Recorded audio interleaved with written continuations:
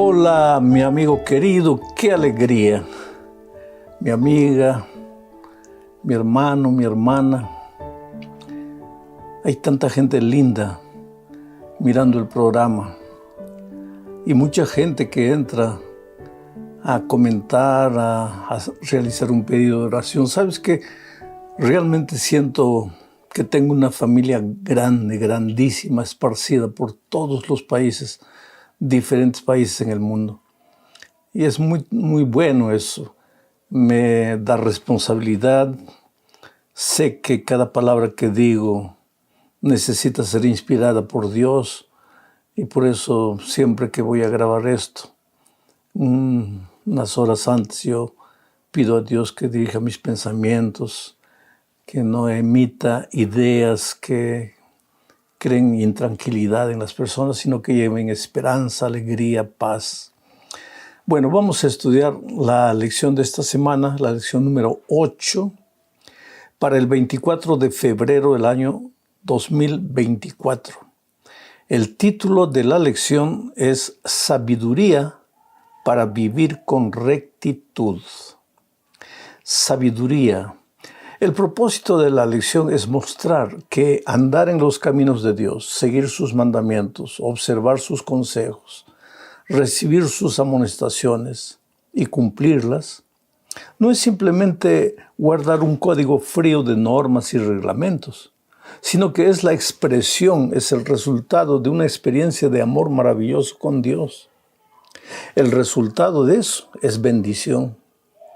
No hay nadie que camine en los caminos de Dios y que no reciba la bendición, porque la bendición es una consecuencia, es un resultado.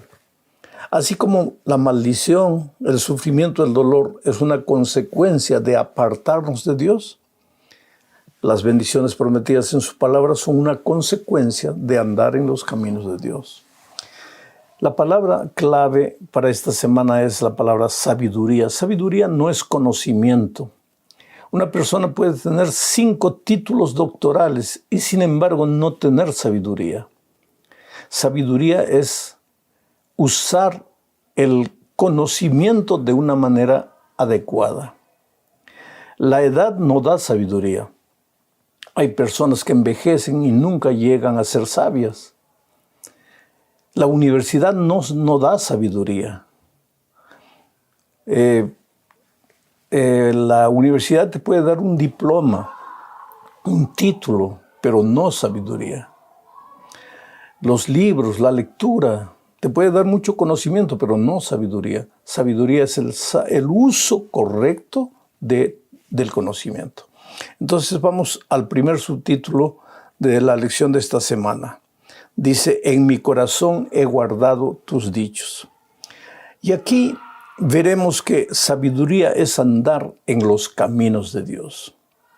En esta parte vamos a estudiar brevemente algunos versículos del Salmo 119. El Salmo 119 tiene 176 versículos. Es el salmo más largo de la Biblia. Está dividido en 22 estrofas. En hebreo se les llama estanzas. Cada estrofa, este salmo es un acróstico porque el alfabeto hebreo tiene 22 letras y este salmo tiene 22 estrofas. Y la primera estrofa, por ejemplo, empieza con la letra A del alfabeto hebreo. La segunda estrofa con la letra B, en fin, es una especie de acróstico. Es interesante que el tema del Salmo 119 es la palabra de Dios. Pero la palabra de Dios está presentada bajo varias nomenclaturas. La ley de Dios, la palabra de Dios, el camino de Dios, el consejo de Dios, la amonestación de Dios, la instrucción de Dios, en singular y en plural. Entonces, cada vez que tú escuchas cualquiera de estas palabras, se está refiriendo a las instrucciones divinas, a los consejos divinos, a las enseñanzas de Dios. Y en esta primera parte vamos a ver que sabiduría es andar en los caminos de Dios. Vamos a leer el Salmo 119, versículos 1 al 3 y después los versículos 9 al 11. Leo, dice así: bienaventurados, o sea, felices. ¿Quiénes son felices? Los perfectos de camino. Cuando se dice aquí perfectos de camino, se está diciendo los perfectos que andan en la ley de Dios, en las instrucciones de Dios, en las enseñanzas de Dios.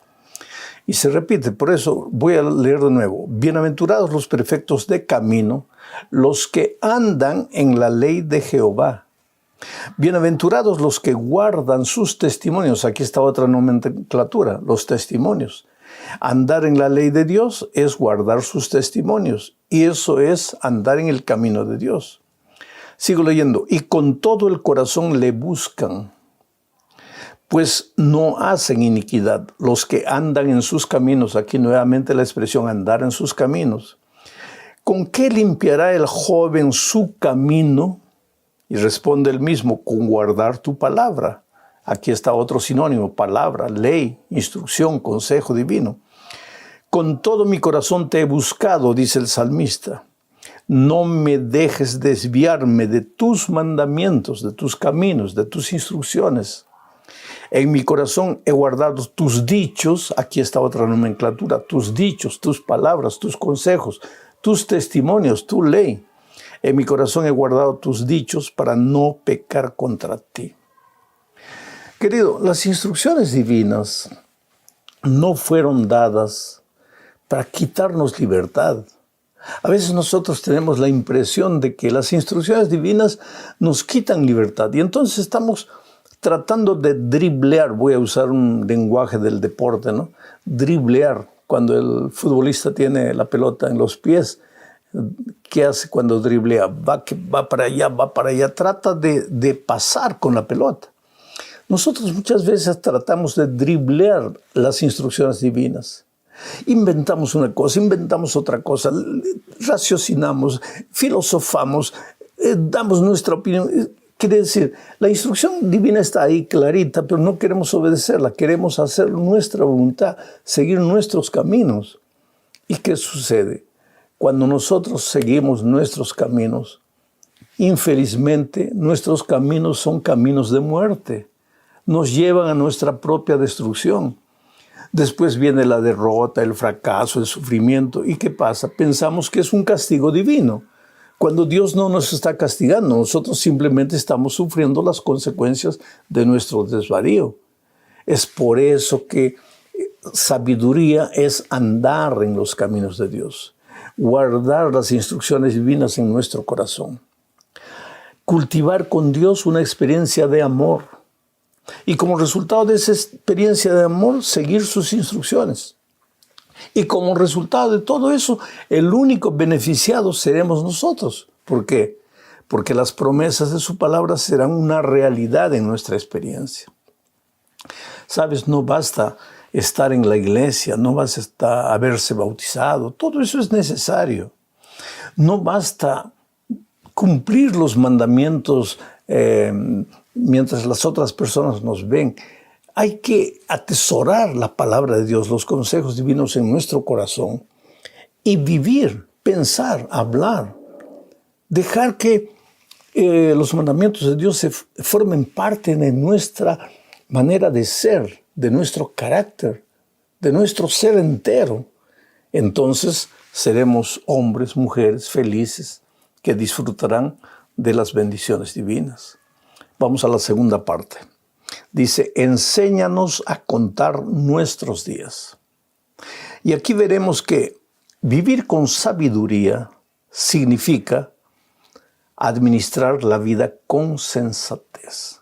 En la primera parte vimos que vivir con sabiduría es caminar en los caminos de Dios, es seguir sus instrucciones, es obedecer sus mandamientos, es guardar sus testimonios. Pero en esta parte vamos a ver que sabiduría es administrar la vida, el tiempo que Dios nos dio. Para seguir comentando, vamos a leer el Salmo 90, versículos 2 y también el 12. Dice así: antes que naciesen los montes y formases la tierra y el mundo, desde el siglo y hasta el siglo tú eres Dios. Ese es el versículo 2.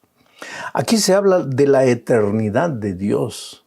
Aquí se habla de que antes de que existiera todo lo que vemos, ya Dios estaba, ya Dios existía desde la eternidad hasta la eternidad. Para Dios no pasan los días, no pasan los años, los meses. Dios es eterno, es atemporal.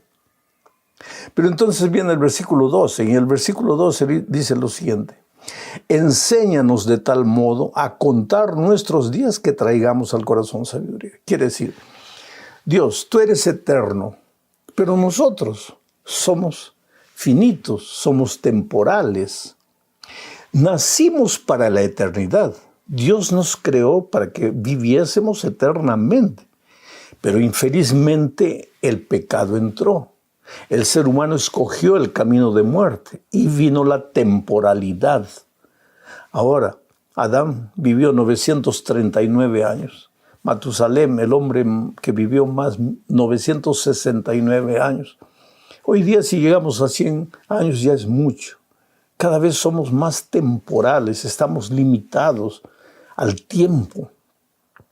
Dicen que los años de mayor productividad de un ser humano es entre los 40 y los 55 años. Antes de los 40 tiene un problema que es la juventud, la inexperiencia. Entre los 40 y los 55, él produce todo lo que puede producir. Después de los 55 comienza otro problema que es el envejecimiento. Quiere decir, solo tenemos 15 años de productividad real. El clímax, el ápice de nuestra productividad. Por eso es que el salmista, mirando la eternidad divina y mirando su temporalidad, dice: Señor, enséñame a contar mis días. O sea, enséñame a administrar mis días. Querido, si hay algo que tienes que pedirle a Dios para ser feliz, es que te enseñe a administrar el tiempo precioso que te ha dado. Mira, una persona que, digamos, vive 75 años. Esa persona duerme por lo menos 8 horas por día, o sea, una tercera parte del día, porque el día tiene 24 horas. Si duerme 8 horas, duerme una tercera parte del día.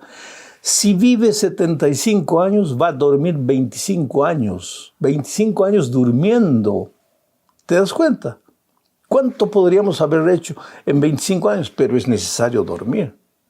Ahora, lo que no es necesario es perder tanto tiempo en extravagancias, especialmente después que se descubrió el Internet y el celular, y en fin, pues dejamos de leer, dejamos de observar la vida, dejamos de conversar con las personas, porque eso es lo que realmente enseña.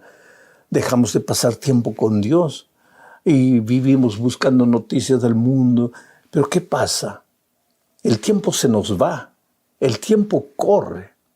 Cuando la televisión estaba de moda, porque también ya está pasando de moda, por lo menos aquí en el Brasil, el brasileño término medio miraba entre 25 a 30 horas por semana de televisión.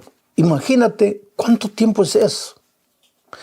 Sabiduría, querido, es aprender a administrar nuestro tiempo, a administrar la vida, administrar la salud, el cuerpo, administrar los dones que Dios nos dio.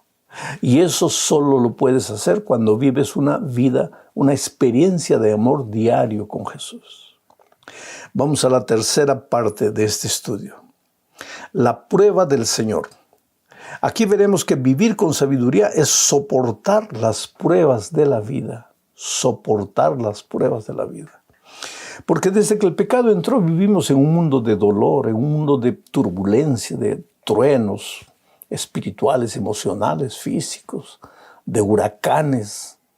Estás tranquilo y de repente te sorprende una noticia de un ser amado que murió, que sufre un accidente, está entre la vida y la muerte. De repente tu negocio va prosperando y de la noche a la mañana se viene para abajo y no sabes qué hacer. Mientras vivamos este mundo enfrentaremos pruebas y sabiduría es saber enfrentar las pruebas. Voy a leer el Salmo 81, versículos 7 y 8. Dice así: en la calamidad clamaste y yo te libré. Te respondí en lo secreto del trueno. Te probé junto a las aguas de Meriba. Oye, pueblo mío, y te amonestaré, Israel, si me oyeres. Aquí se menciona Meriba. ¿Qué es Meriba?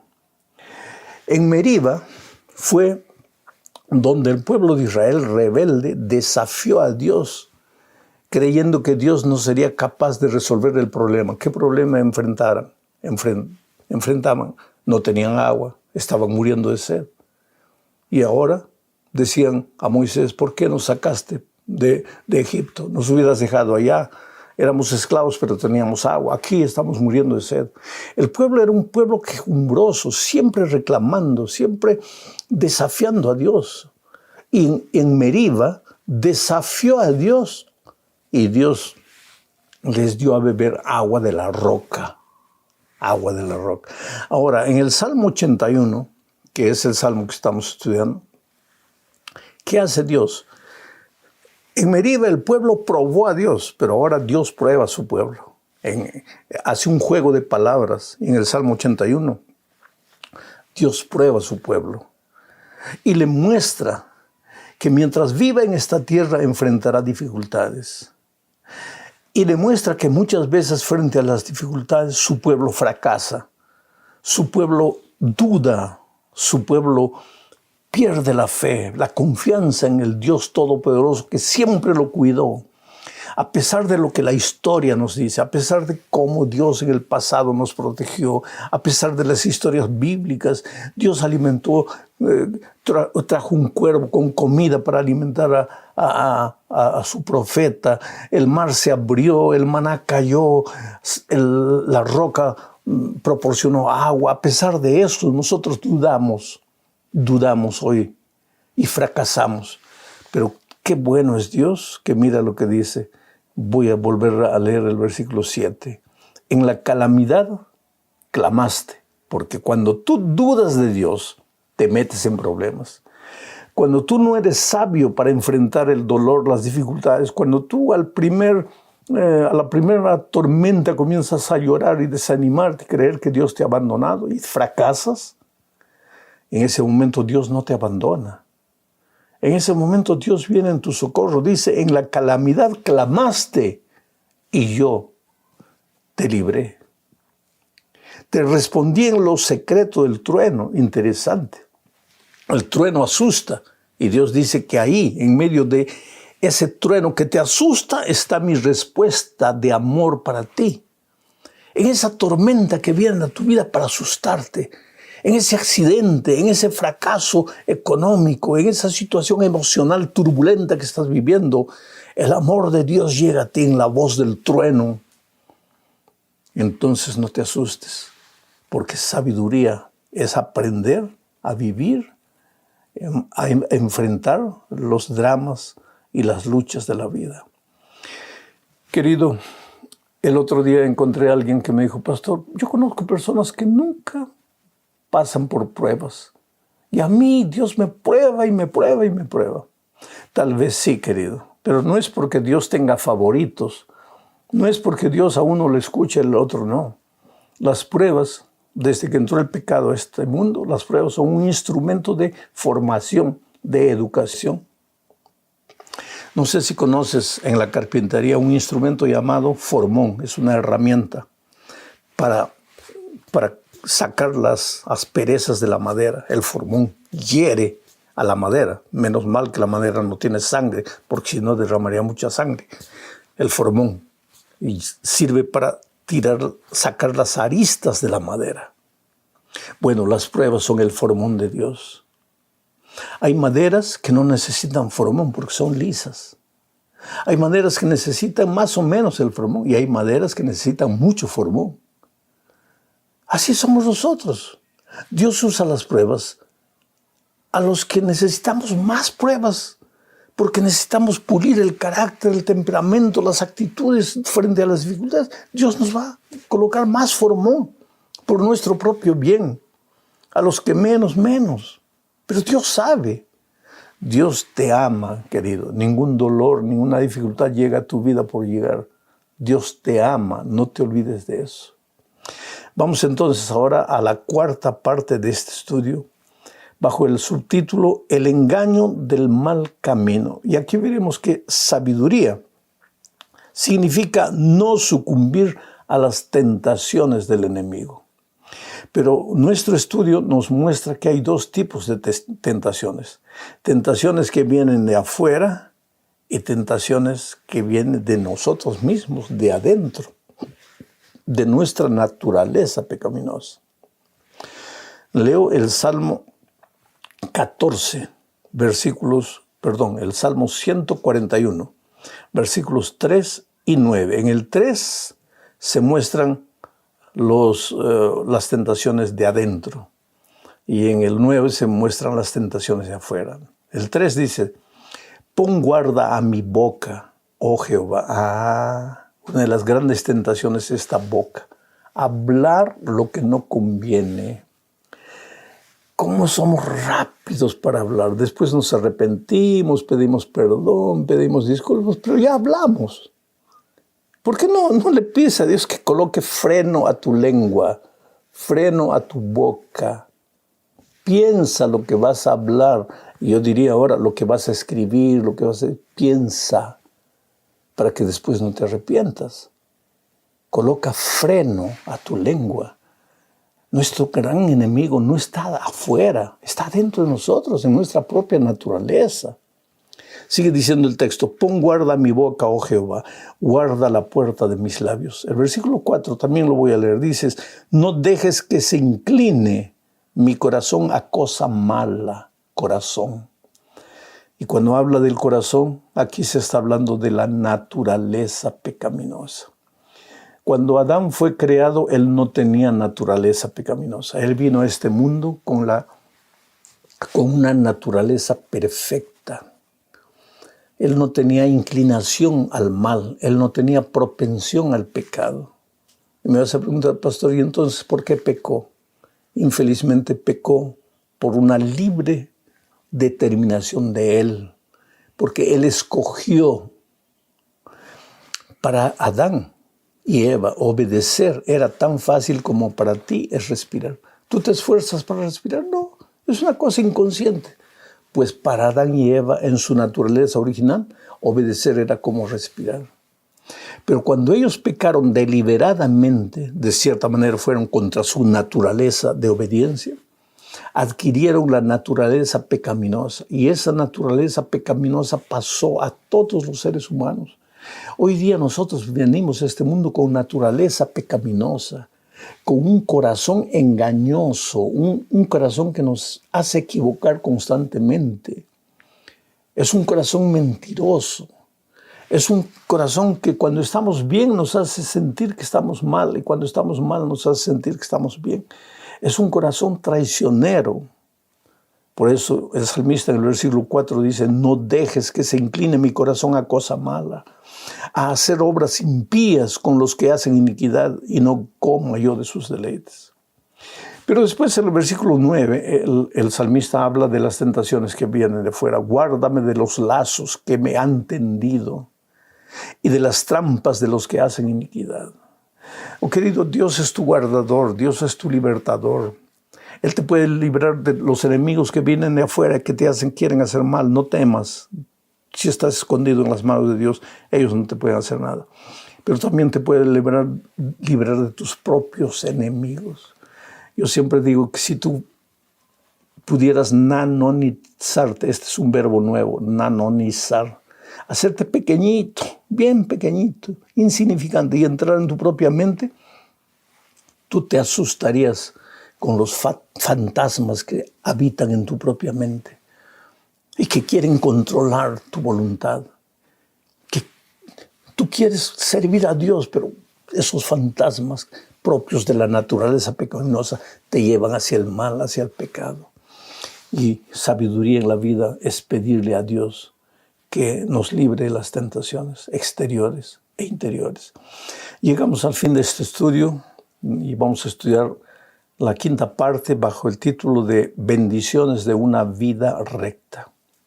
Y aquí veremos que vivir con sabiduría es esperar con paciencia el cumplimiento de las promesas divinas. Porque Dios ha prometido que si tú andas en sus caminos, pues los resultados van a aparecer. Las bendiciones van a aparecer.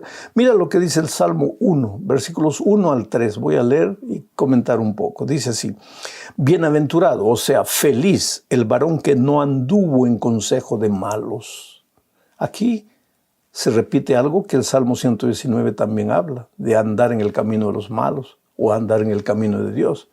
Tú tienes dos opciones. Escoge el camino de Dios. Aquí el salmista dice: bienaventurado el varón que no anduvo en consejo de malos, ni estuvo en camino de pecadores, ni en silla de escarnecedores se ha sentado, sino que en la ley de Jehová está su delicia, y en su ley medita de día y de noche. Será como el árbol plantado junto a corrientes de aguas, que da su fruto en su tiempo y su hoja no cae, y todo lo que hace prosperará.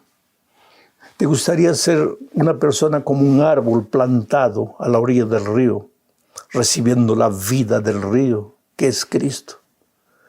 Tus hojas serán verdes, tu fruto aparecerá en el tiempo cierto, serás prosperado en todo.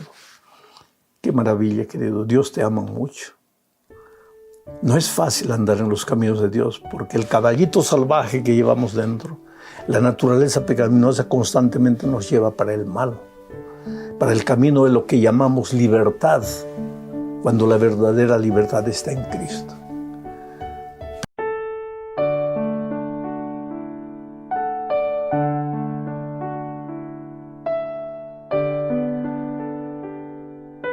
Hola, mi amigo querido, nuevamente aquí por la voluntad de Dios, solamente por la soberana voluntad de Dios, estamos juntos para estudiar la palabra de Dios. En esta oportunidad voy a responder la pregunta que me hizo un conquistador o desbravador, un joven que está estudiando la Biblia. Y él me dice: pastor, nunca he podido completar la lectura toda de la Biblia. Le llamamos a eso el año bíblico. Leer la Biblia de Génesis a Apocalipsis sin saltar un capítulo.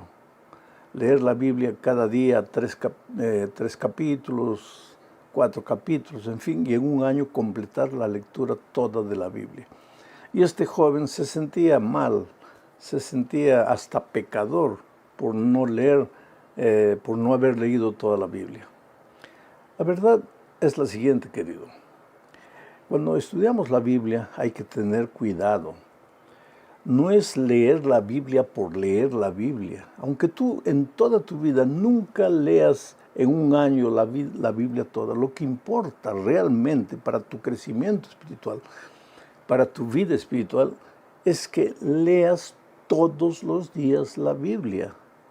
2 versículos, un versículo, un capítulo, pero lee, reflexiona, medita, aplica el texto bíblico a tu experiencia.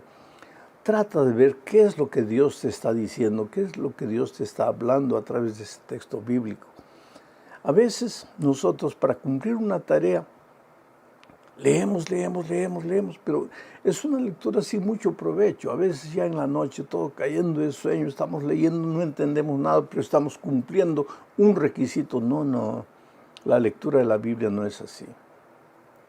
Lee un poco, reflexiona, medita, conversa con Dios. Es así que se lee la Biblia. Así que no estás cometiendo ningún pecado si no ha habido un año en que hayas completado toda la lectura de la Biblia, ¿ok? Entonces vamos ahora a la lección número 8 para el 25 de mayo del año 2024. El título de la lección es Luz desde el santuario. Voy a hacer una pequeña introducción porque el propósito de la lección de esta semana es mostrar que la profecía de 2300 tardes y mañanas no tenía nada que ver con la segunda venida de Cristo. Tenía que ver con la purificación del santuario.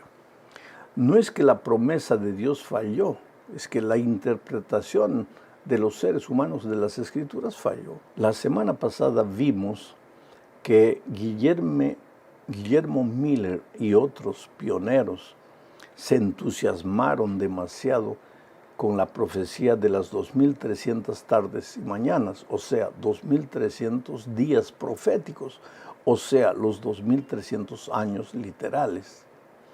Ellos estudiaron la profecía porque el libro de Daniel decía la fecha en que esta profecía comenzaba, y era el año 457 antes de Cristo. De ahí contaron 2300 años y terminaba esa profecía el año 1844, específicamente el 22 de octubre del 44. Miller concluyó que en esa profecía, la profecía de Daniel 8:14 decía hasta 2300 tardes y mañanas y el santuario será purificado, y Miller pensaba que el santuario era la tierra y que sería purificada con la venida del Señor Jesús a esta tierra. Pero aquí está una cosa que nosotros tenemos que entender. No podemos interpretar la Biblia colocando opiniones humanas. En principio, ¿dónde en la Biblia se decía que la tierra era el santuario? No hay un versículo que diga eso. Por lo tanto, ¿de dónde Guillermo Miller concluyó que la tierra era el santuario y que sería purificado con la venida de Cristo? La Biblia se explica únicamente con la Biblia, pero a veces nosotros los seres humanos nos entusiasmamos tanto que comenzamos a colocar nuestras opiniones en el texto bíblico y ahí cometemos errores. Así que ellos esperaron a Jesús el 22 de octubre del 44 y Jesús no vino. Y entonces ellos quedaron frustrados, quedaron chasqueados, tristes. Pensaron que Jesús se había fallado en el cumplimiento de su promesa. Esa tristeza los llevó a estudiar mucho más la palabra de Dios, pero ahora sin preconceptos, sin colocar opiniones personales. Comenzaron a analizar la Biblia y tratar de entender por qué el Señor Jesucristo no volvió. Y entonces encontraron el libro de Hebreos, que siempre había estado ahí, la epístola de Pablo a los Hebreos. Y al estudiar esta epístola, pues descubrieron que había un santuario en el cielo. Y ahora, tal vez en este momento te quedes medio preocupado diciendo, ¿hay un santuario en el cielo? Sí. Y ese es el asunto de nuestro estudio esta semana. El primer subtítulo dice, el santuario celestial. Y para esto voy a leer Éxodo 25, versículos 8, 9 y 40. Dice así, y harán un santuario para mí, está hablando Dios al pueblo de Israel, y harán un santuario para mí, y habitaré en medio de ellos, conforme a todo lo que yo te muestre, el diseño del tabernáculo y el diseño de todos sus utensilios, así lo haréis. Mira y hazlos conforme al modelo que te ha sido mostrado en el monte. Moisés, allá en el monte, recibió la visión de Dios y la orden de que le haga un santuario en esta tierra. Pero le dijo a Moisés, van a hacer este santuario siguiendo el modelo de un santuario que yo te voy a mostrar. Y le mostró el santuario celestial. Este es el primer versículo que nos hace referencia a la existencia de un santuario celestial. Ahora leamos lo que dice Hebreos 8, 1 y 2. Dice, ahora bien, el punto principal de lo que venimos diciendo es que tenemos tal sumo sacerdote, el cual se sentó a la diestra del trono de la majestad en los cielos, ministro del santuario y de aquel verdadero tabernáculo que levantó el Señor y no el hombre. ¿Qué dice este texto? Que Jesús fue ministro del verdadero santuario, de aquel verdadero tabernáculo que levantó el Señor, que construyó el Señor y no el hombre. O sea, por estos dos textos que acabamos de leer, hay dos santuarios. El santuario de Israel en la tierra, donde ministraban los sacerdotes, pero ese santuario fue hecho siguiendo el modelo del santuario celestial allá en el cielo, donde ministraba el Señor Jesucristo, en ese santuario hecho por Dios y no hecho por los hombres. O sea, hay un santuario celestial. Ahora tal vez tú te preguntes, pero ¿qué razón hay para que Dios tenga un santuario allá en los cielos? Es fácil. Dios es eterno. Dios es infinito. Dios no tiene temporalidad y no tiene, no puede estar localizado en un lugar. Pero la criatura está limitada por el tiempo y por el territorio. Ahora dime una cosa, ¿cómo es que un Dios atemporal y ageográfico, diríamos así, podría entrar en contacto con una criatura limitada por el tiempo y por el espacio? El punto donde el Dios eterno se junta con la criatura es el santuario.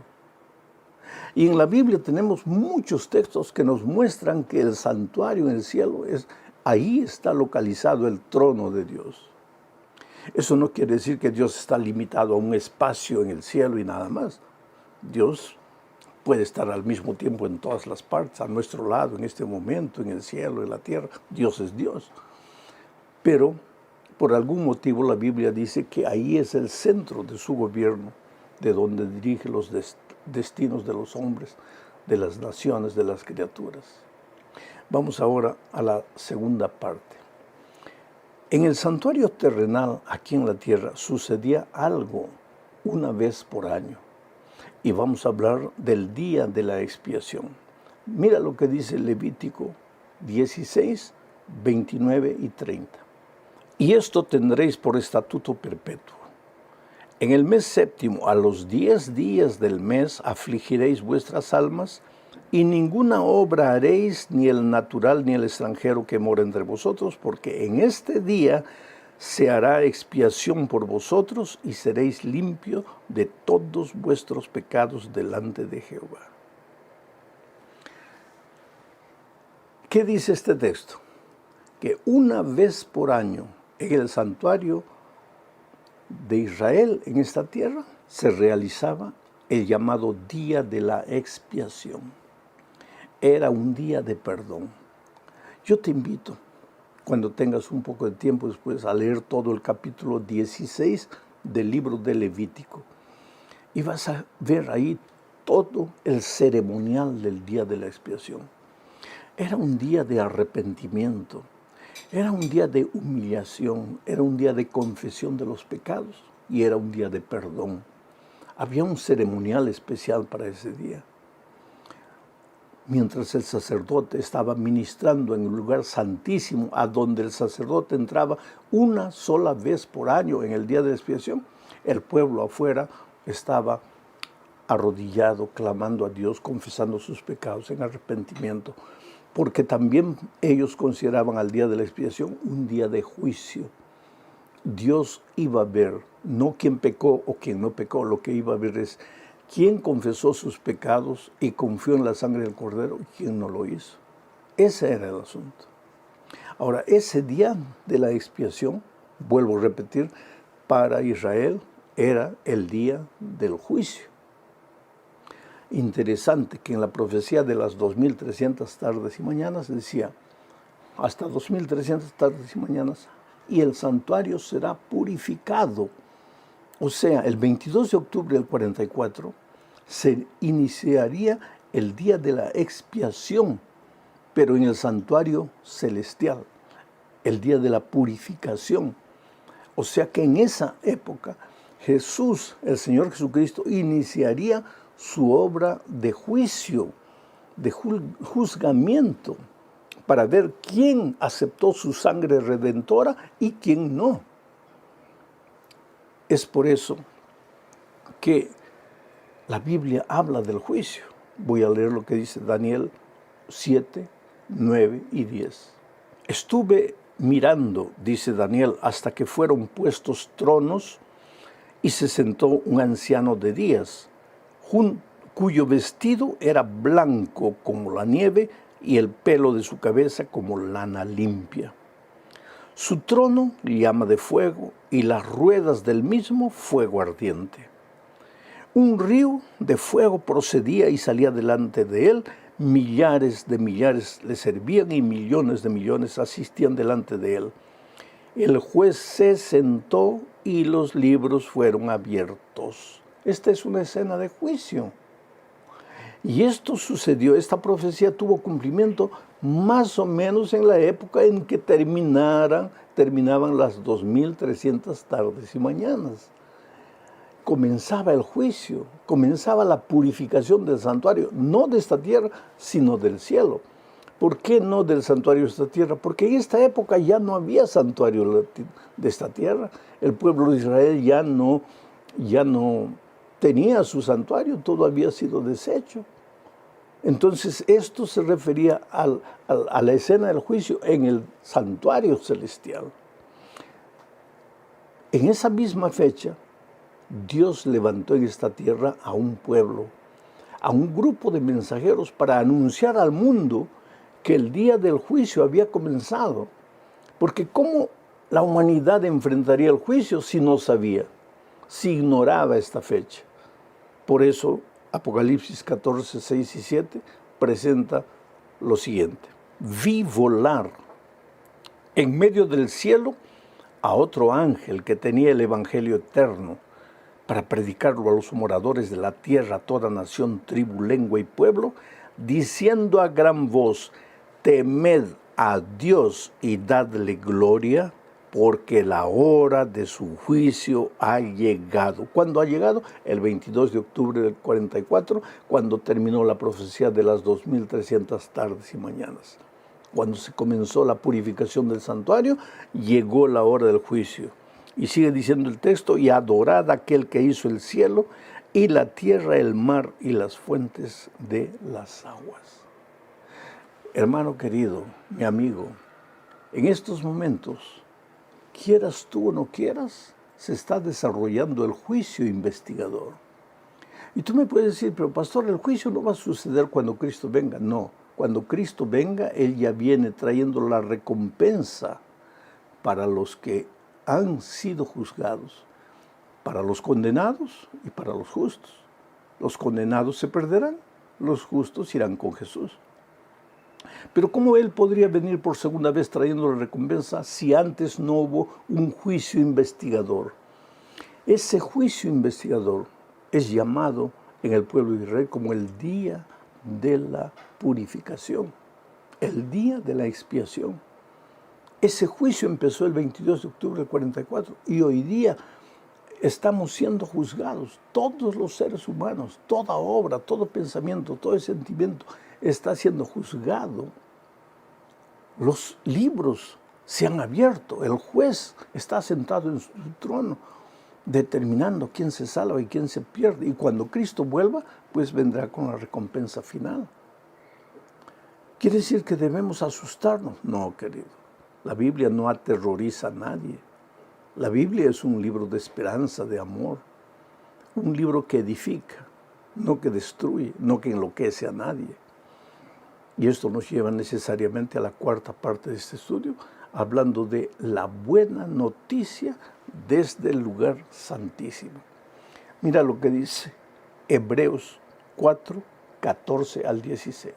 Por tanto, teniendo un gran sumo sacerdote que traspasó los cielos, Jesús, el Hijo de Dios, que es sumo sacerdote, ¿no? En la tierra, en el santuario de Israel, los sacerdotes eran seres humanos de carne y hueso, pecadores como cualquier ser humano. Pero Pablo dice que nosotros tenemos un gran sumo sacerdote que traspasó los cielos. Jesús, el Hijo de Dios. Entonces retengamos nuestra profesión. Es decir, no te desanimes, sigue adelante a pesar de las dificultades. Retengamos nuestra profesión, porque no tenemos un sumo sacerdote que no pueda compadecerse de nuestras debilidades, sino uno que fue tentado en todo según nuestra semejanza, pero sin pecado. Entonces acerquémonos pues confiadamente al trono de la gracia para alcanzar misericordia y hallar gracia para el oportuno socorro. ¡Qué promesa extraordinaria! Nuestro abogado intercesor aquel que nos defiende, aquel que aboga por nosotros, porque el diablo es el acusador. El diablo mira a Dios y nos mira y dice, oye, ese es un miserable pecador, mira lo que hizo, y tiene todo anotado, mira lo que hizo, lo vas a salvar a ese está perdido, tienes que condenarlo.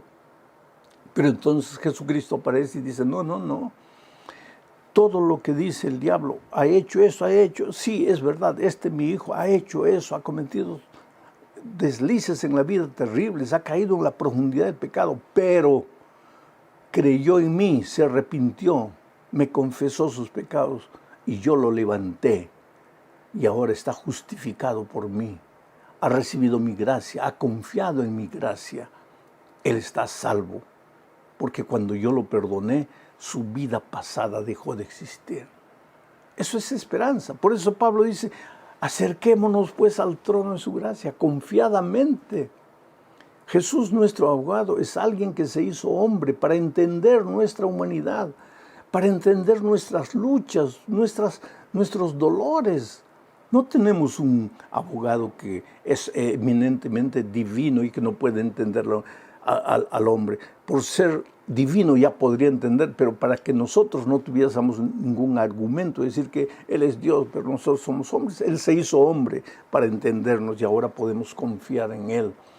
Por eso, mi querido, no tienes que desesperarte, aunque hayas caído bajo, aunque hayas hecho lo peor de lo peor. Hay esperanza de salvación para ti en Cristo, porque tu abogado es el Señor Jesucristo. Estamos en los días del juicio, es verdad. Pues entonces el pueblo de Israel en el día del juicio, del día de expiación, mientras el sacerdote ministraba en el santuario, el pueblo oraba allá afuera confesando sus pecados. Hoy, mientras Cristo ministra en el santuario celestial, nosotros debemos vivir en espíritu de arrepentimiento y de confesión, sabiendo que aunque hayamos pecado, hay perdón para nosotros. Llegamos al fin de este estudio hablando de Jesús, nuestro abogado en el juicio. Mira lo que dice Hebreos 10, 19 al 23. Así que, hermanos, teniendo libertad para entrar en el lugar santísimo por la sangre de Jesucristo, por el camino nuevo y vivo que Él nos abrió a través del velo, esto es, de su carne, y teniendo un gran sacerdote sobre la casa de Dios, acerquémonos con corazón sincero, en plena certidumbre de fe, purificados los corazones de mala conciencia y lavados los cuerpos con agua pura. Mantengámonos firmes sin fluctuar la profesión de nuestra esperanza, porque fiel es el que nos prometió. Me gusta esta última expresión, mantengámonos firmes sin fluctuar. ¿Qué cosa es fluctuar? Un día aquí, otro día allá, un día allá, otro día aquí, un día no sabemos para dónde ir. Caemos, levantamos, no sabemos qué es la vida. El Señor, Pablo, escribiendo a los Hebreos, dice, nuestro abogado es Jesús, nuestro sacerdote es Jesús, nuestro intermediario es Jesús.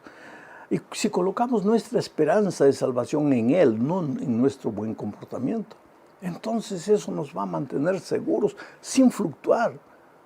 No un día aquí, otro día allá, seguros, porque Él nos ama. Oh, querido, tú eres el ser humano más amado por el Señor Jesucristo.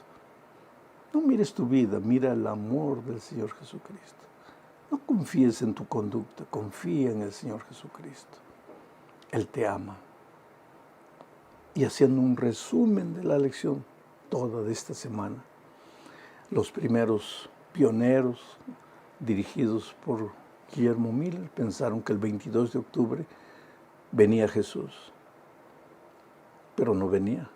Nunca dijo que vendría. Pero en esa fecha comenzaba el juicio investigador, la purificación del santuario. Jesús iniciaba su ministerio de intercesión. En esa misma fecha Dios levantó un pueblo en esta tierra para anunciar el Evangelio eterno en el marco del juicio investigador. En este momento todos estamos siendo juzgados, pero no tenemos que tener miedo, porque nuestro abogado es Jesús. Tenemos que confiar en Él y colocar en Él la esperanza de nuestra salvación. Que Dios te bendiga, querido. Enfrenta esta nueva semana sin temor, sin espíritu de derrota. Levanta los ojos, tú eres precioso a los hijos de Dios. Toca las puertas si tienes que tocar, haz lo que tengas que hacer en el nombre del Señor Jesucristo. Que Dios te bendiga.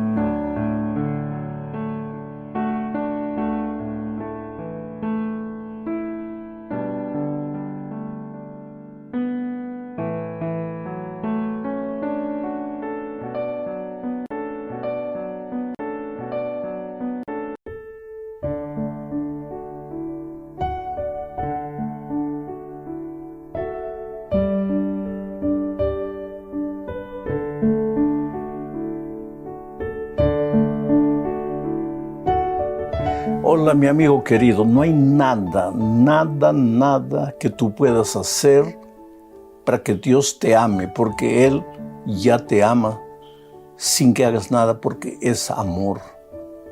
Pero tampoco hay algo que tú puedas hacer para que Él deje de amarte, porque hagas lo que hagas, Él te ama, porque Él es amor. Si dejara de amar, dejaría de ser Dios. Porque la esencia de su ser, si pudiésemos hablar así, es el amor. Vamos a la lección número 7, para el 17 de febrero del año 2024, bajo el título, Tu amor es grande hasta los cielos. Y el propósito de este estudio es mostrar que el ser humano no tiene nada de bueno para ofrecerle a Dios, que somos enteramente dependientes de su amor y de su gracia y de su misericordia. Entonces vamos a la primera parte de este estudio hablando de su amor es para siempre. Mira, voy a leer el texto de Salmo 136, versículo 1. Dice así: Alabad a Jehová porque Él es bueno, porque para siempre es su misericordia. Tú sabes que este salmo, el Salmo 136, tiene 26 versículos y se repite la expresión para siempre es su misericordia 26 veces. O sea, no hay un versículo de este salmo que no tenga la expresión porque para siempre es su misericordia.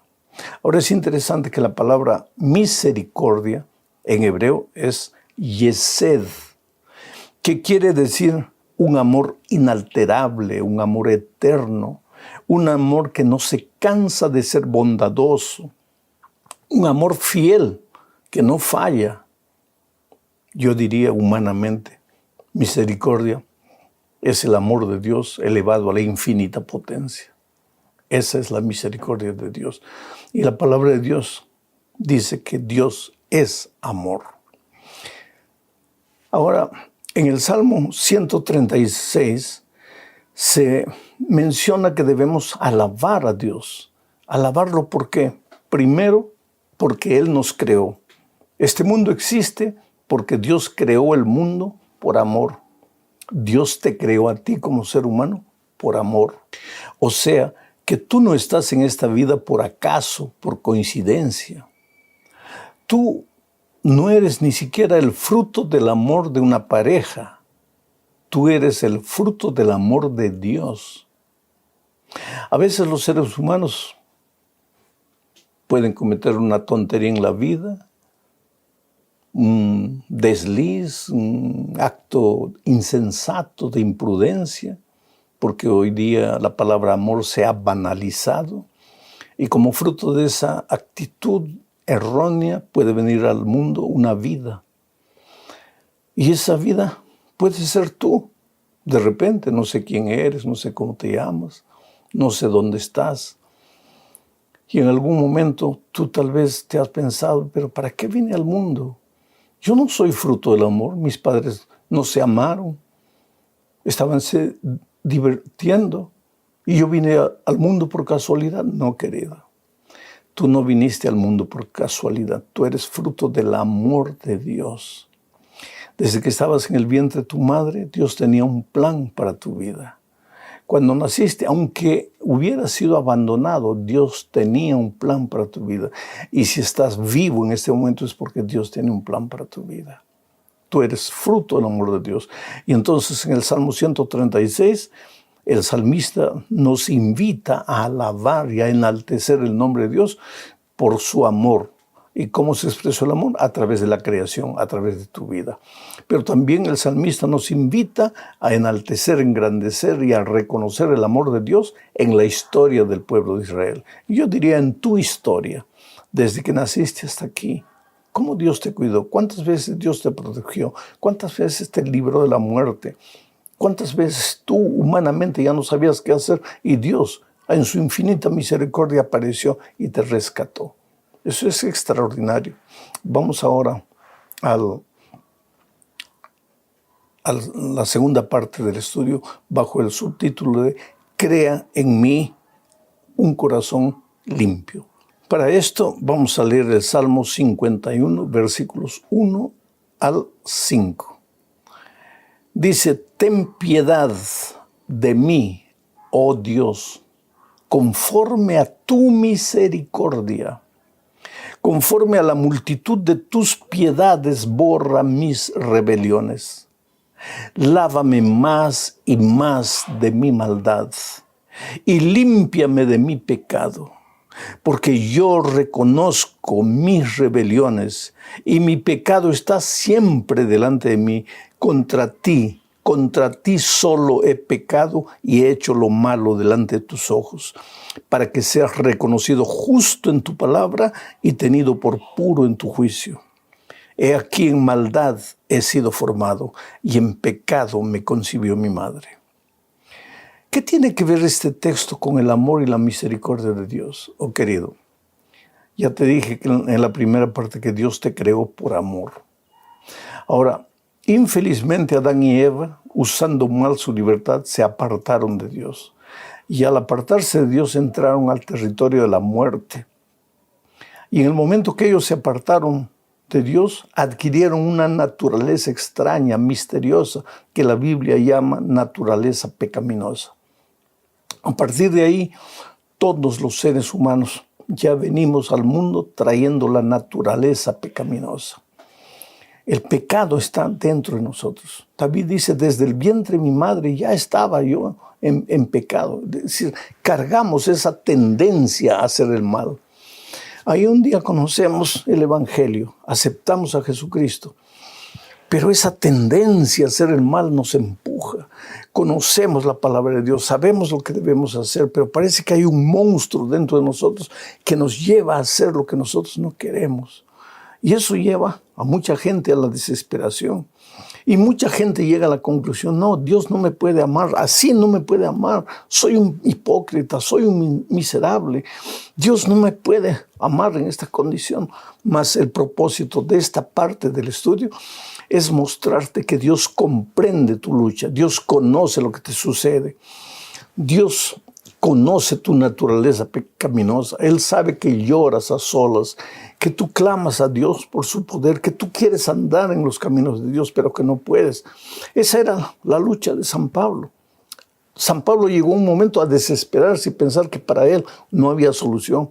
Miserable hombre de mí, ¿quién me librará del cuerpo de esta muerte? Él dijo. Sin embargo, en esta parte, en este salmo, escucha lo que dice. Ten piedad de mí, oh Dios, conforme a tu misericordia. Entonces, la misericordia de Dios se expresa en el hecho de que te da una nueva oportunidad y te da otra oportunidad. No quiero decir que Dios apruebe tu actitud, ni que Dios aplaude el hecho de que caigas una vez y caigas otra vez y vivas cayendo, no. Dios te ama, su misericordia se expresa en el hecho de que si caíste, no estás perdido porque caíste. Por eso el texto dice, conforme a la multitud de tus piedades, borra mis rebeliones. Multitud de tus piedades, borra mis rebeliones. El amor de Dios se expresa en el hecho de que Él te ama, a pesar de que cargas una naturaleza pecaminosa y que muchas veces fallas. Él no se desanima. Pero ¿qué dice el el salmista David. El salmista escribió este salmo después que había cometido adulterio con la esposa de su general, y él se sentía perdido cuando Natán lo confrontó con su pecado. Él corrió en la noche oscura y lloró, y ahí escribió el Salmo 51. Crea, oh Dios, en mí un corazón nuevo. Renueva un espíritu recto dentro de mí. Ese renueva, crea, ese verbo. Crea en mí, oh Dios, un corazón nuevo. Es el verbo bará, que se usa en Génesis 1:1. Creó Dios los cielos y la tierra. Bará, bará. Ahora aquí se usa nuevamente el verbo bará, crea en mí. O sea, esa creación de un nuevo corazón, de un nuevo ser, de una nueva naturaleza, no es humana, no es obra humana, es obra exclusivamente divina. Así como el hombre no creó ni los cielos ni la tierra, sino que Dios bará los cielos y la tierra. Tampoco el hombre puede fabricar un nuevo corazón. Dios bará, el verbo bará, obra exclusivamente divina. Pero no estás perdido. Dios puede hacerte un hombre o una mujer nueva. Vamos ahora a la tercera parte. Dice, Señor, si miraras los pecados, quiere decir, Dios es santo. Él es amor, Él es misericordia, pero Él es santidad. Y en la presencia de la santidad no puede existir el pecado. Por eso aquí el salmista dice, si miraras el pecado, Señor, el pecador no resistiría. ¿Cómo puede el pecador cargando su pecado, su miseria, abrazando, no queriendo separarse del pecado, estar en la presencia de Dios? Es imposible. Mira lo que dice el Salmo 130, versículos 3 al 8.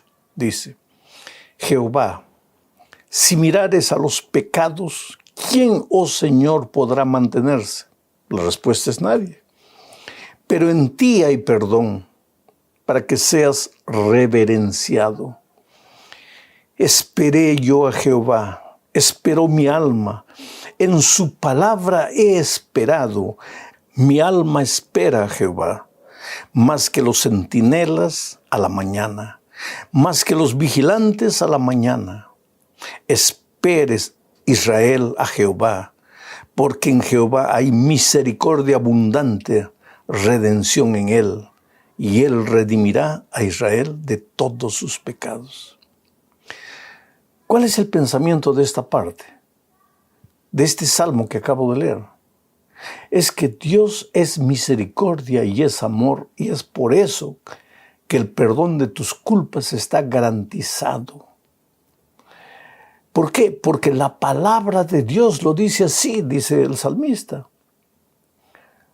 El otro día encontré una persona que dice lo siguiente, pastor, Dios me puede perdonar, pero yo no me perdono. Oh, querido, es que tú no tienes que confiar en tus sentimientos, porque esa persona decía, es que yo siento que Dios no me ha perdonado. Tú sientes que Dios no te ha perdonado, pero aquí el salmista no dice que el perdón de tus pecados depende de tus sentimientos, ni de tu perdón. El perdón de tus pecados depende de la palabra de Dios. Y la palabra de Dios dice que si tú reconoces que has pecado, que has herido el corazón de Dios, que si tú te arrepientes, que si tú confiesas tus pecados, Él es misericordioso para perdonarte y hacerte de nuevo.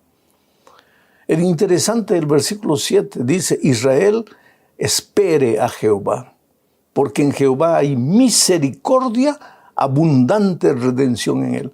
Quiere decir que la redención está amarrada a la misericordia. La redención es Dios ocupa tu lugar, te redime, paga el precio de tus pecados, y eso está ligado estrechamente a la misericordia.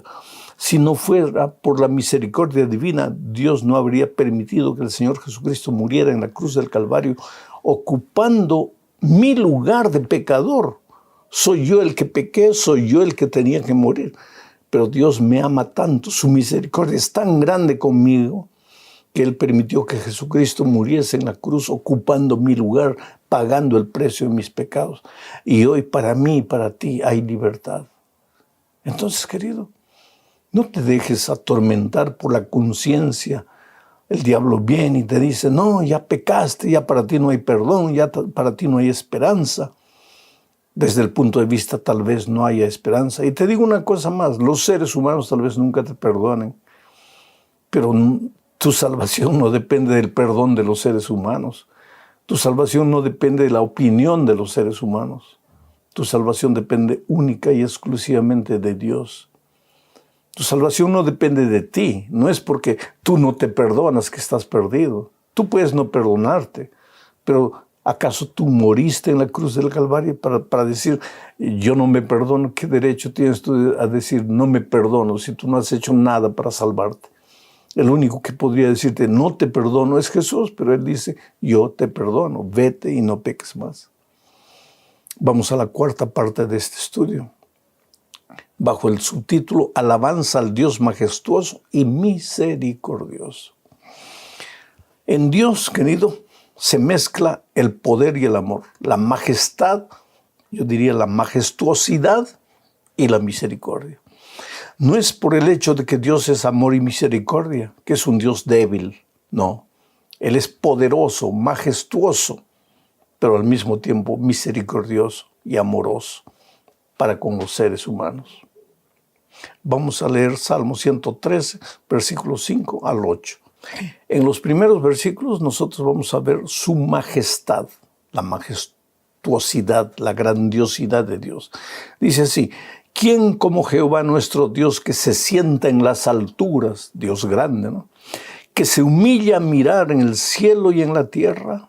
Él levanta del polvo al pobre y al menesteroso alza del muladar para hacerlo sentar con los príncipes de su pueblo. Ahí está descrito, ¿qué cosa? Su poder, su majestuosidad, el Dios de las alturas, el Dios capaz de sacar de la masal al miserable pecador y hacerlo sentar con los príncipes en el reino de Dios. Pero entonces el Salmo, en los versículos 1 y 2, describe también la misericordia de Dios. Dice, a ti alcé mis ojos, a ti que habitas en los cielos. He aquí como los ojos de los siervos miran a la mano de sus señores, y como los ojos de la sierva a la mano de su señora, así nuestros ojos miran a Jehová, nuestro Dios, hasta que tenga misericordia de nosotros. Qué cosa linda, ¿no? Así como el menesteroso a veces levanta la mano para recibir una limosna. Tú y yo, pecadores miserables, porque todos pecamos y estamos destituidos de la gloria de Dios, podemos extender la mano por la misericordia divina y Dios está dispuesto a darnos su amor y su perdón. Y no solamente eso, sino a limpiar nuestra maldad. Es decir, a extirpar finalmente cuando Él venga la naturaleza pecaminosa. Por eso el pecado no se levantará por segunda vez. Esta tu lucha terrible que enfrentas todos los días en tu vida a solas, que nadie conoce, pero que tú conoces y Dios sabe, esa lucha va a llegar al fin. Finalmente, ya no tendrás más inclinación hacia el mal, pero eso cuando Cristo venga. Mientras tanto, debes agarrarte al brazo poderoso del Señor Jesús. Ahora, querido, no confundas las cosas, porque el hecho de que Dios te ama y Dios tiene misericordia por ti y Dios te perdona, no quiere decir que Dios pasa la mano por tu cabeza diciendo, ay, hijito, pues eres un miserable pecador, ¿qué vamos a hacer? Pues eres un ser humano, mi gracia es abundante. No, querido. Dios no te perdona para que te sigas revolcando en el pecado. Dios te perdona para que salgas del pecado. Dios te crea de nuevo, te recrea para que vivas una vida que ande en los caminos divinos. Hoy día hay mucha gente que confunde el amor divino. Como Dios es amor, entonces ellos dicen, todos se van a salvar, todos los seres humanos se van a salvar. En otras palabras, lo que están diciendo es, no te preocupes con abandonar el pecado. No, tú vive tu vida tranquilo porque finalmente Dios es misericordia, Dios es amor y Dios te va a salvar. Oh, querido, ¿de dónde sale ese mensaje? ¿Quién inventa ese mensaje? El pecador para apoyar su vida de pecado, para no querer abandonar su vida de pecado. Porque el amor de Dios es como el agua que te cerca. Pero si tú no tomas el agua, cercado de agua te vas a morir de sed. El amor de Dios está ahí envuelta de ti. Pero si tú no aceptas el amor de Dios, y aceptar el amor de Dios quiere decir reconocer que has pecado, clamar a Dios por misericordia y abandonar el pecado por el poder y la gracia de Jesucristo. Si tú no haces eso, el amor de Dios no te sirve. Te vas a morir a pesar del amor de Dios. Te vas a perder a pesar del amor de Dios. No porque Dios dejó de amarte. No porque Dios cansó de amarte. Sino porque tú no aceptaste el amor de Dios. Tú rechazaste el amor de Dios. Y ahora llegamos al fin de este estudio bajo el subtítulo de No olvides ninguno de sus beneficios. Y leo el Salmo 103, versículos 1 al 4. Dice, bendice alma mía a Jehová. Por favor, haz estas palabras tuyas, en el silencio de tu corazón. Bendice alma mía a Jehová y bendiga todo mi ser su santo nombre. Bendice alma mía a Jehová y no olvides ninguno de sus beneficios. Él es quien perdona tus iniquidades, el que sana todas tus dolencias, el que rescata del hoyo tu vida, el que te corona de favores y misericordias. Me impresiona esta expresión. Él es el que te sana, Él es el que perdona tus iniquidades, pero no se queda en el perdón de las iniquidades. Dice, Él es el que te sana de tu dolencia. ¿Qué dolencia? La dolencia del pecado, la naturaleza pecaminosa. La obra de Dios es amplia, no es solo que te perdona el pecado. Al mismo tiempo que te perdona el pecado, que te justifica, Él te saca de la masal del pecado, o sea, te santifica y te enseña a andar en sus caminos. Oh, querido, no desanimes. Dios te ama. Su misericordia es grande para contigo. Pero por esa misericordia divina, cae a sus pies y dile, Señor, no quiero ser así. Yo no tengo fuerzas para salir de esta vida, pero tú tienes poder, Señor. Por favor, levántame del hoyo. Sácame, límpiame, purifícame, transfórmame. Y Dios tiene poder para hacer eso. Dios te bendiga ricamente. Un gran abrazo.